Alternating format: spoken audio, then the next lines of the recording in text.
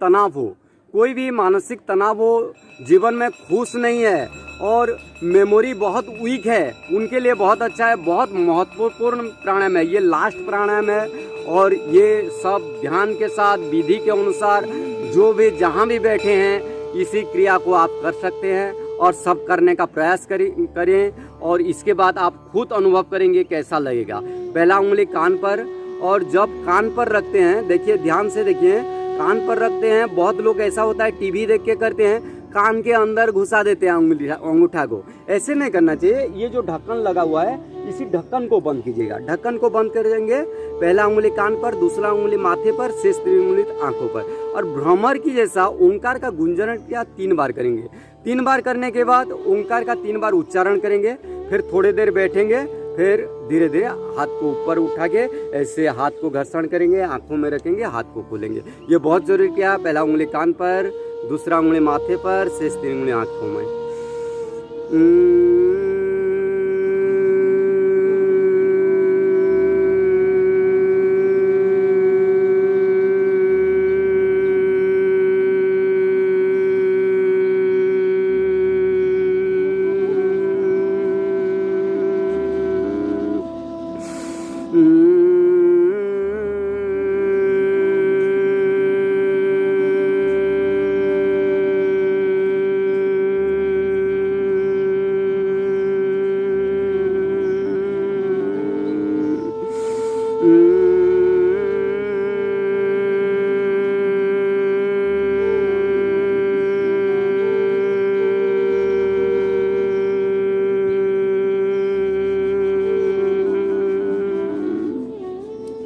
आंखें बंद रहेगा और दोनों हाथ घुटने पर। भ्रमरी प्राणायाम हो गया। उसके बाद उद्गीत प्राणायाम, लंबा श्वास लेके ओंकार का उच्चारण करेंगे।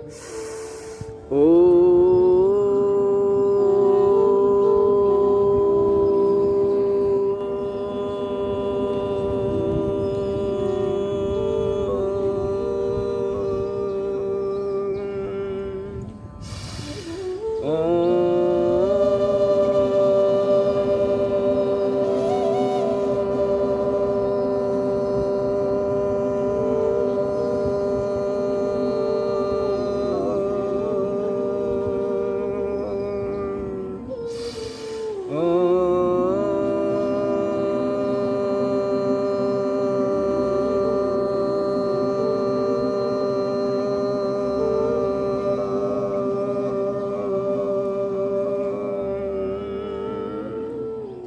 आंखें बंद रखेंगे, कोई भी आंखें नहीं खोलेंगे और शांत से कुछ समय बैठ जाएंगे और भगवान की दिव्यता को अनुभव करते रहेंगे। आंखें बंद रहेगा, अपने शरीर को पूरा ढीला छोड़ दीजिएगा।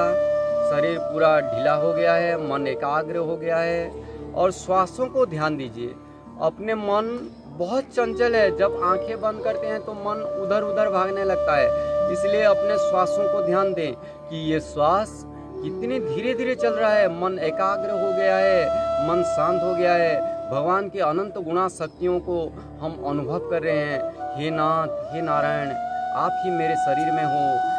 आपकी कृपा से ये शरीर स्वस्थ है, निरोग है।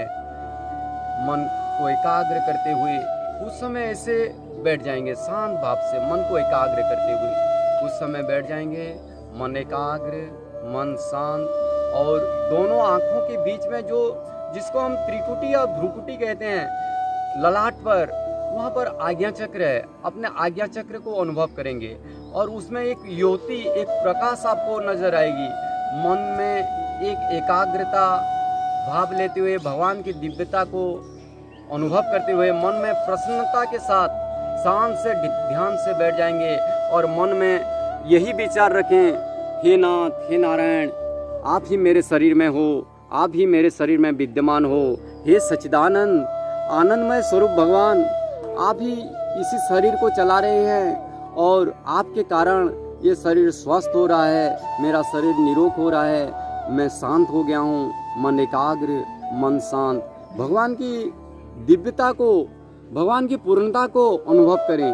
अपने आप को कभी अपूर्णता की अनुभूति मत करना, अपने आप को पूर्णता की अनुभूति करना।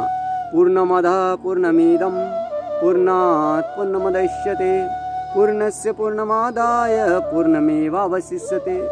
अपने आप को पूर्णता की अनुभूति, मेरे भगवान पूर्ण, मैं पूर्ण, इस संसार पूर्ण, सब कुछ पूर्णता की अनुभूति करके कुछ समय ऐसे बैठ जाएंगे और कुछ समय के बाद दोनों हथेलियों को आंखें बंद रहेगा और दोनों हथेलियों को ऊपर उठाएंगे, आपस में घर्षण करेंगे। जैसे हथेलियों में गर्मी आ जाए, गर्मी आने के बाद दोनों गरम गरम हथेलियों को अपने आँखों में रखेंगे और धीरे धीरे आँखों को खोल सकते हैं। धीरे धीरे अपने चेहरे पर रख के आँखों को खोल सकते हैं। ये भ्रमरी, उद्गीत, प्रणव, ये क्रिया आप कर लेते हैं तो आपकी आंखों की रोशनी बढ़ेगी, मेमोरी तेज होगा। और जिनका मेमोरी तेज नहीं है, इसी पॉइंट को 2-2 मिनट 3 बार दबाएं। इसी पॉइंट को 2-2 मिनट 3 बार दबाएं। हाई बीपी हो तो इसी पॉइंट को दबा सकते हैं 2-2 मिनट 3 बार। हाई बीपी ज़्यादा बढ़ गया है तो अनुलोम विलोम आधा घंटा कीजिए। आधा घंटा बहुत ज़रूरी है। और लौकी का जूस खाली पेट लीजिए, निश्चित रूप से आपकी बीपी नॉर्मल हो जाएगी, निश्चित रूप से नॉर्मल हो जाएगी यदि आप लौकी का जूस पीते हैं खाली पेट। और कड़वा लौकी का जूस कभी नहीं पिएंगे। 100 में से 1 लौकी कड़वा होता है, 100 में से बाय चांस, और वो लौकी का जूस नहीं पिएंगे।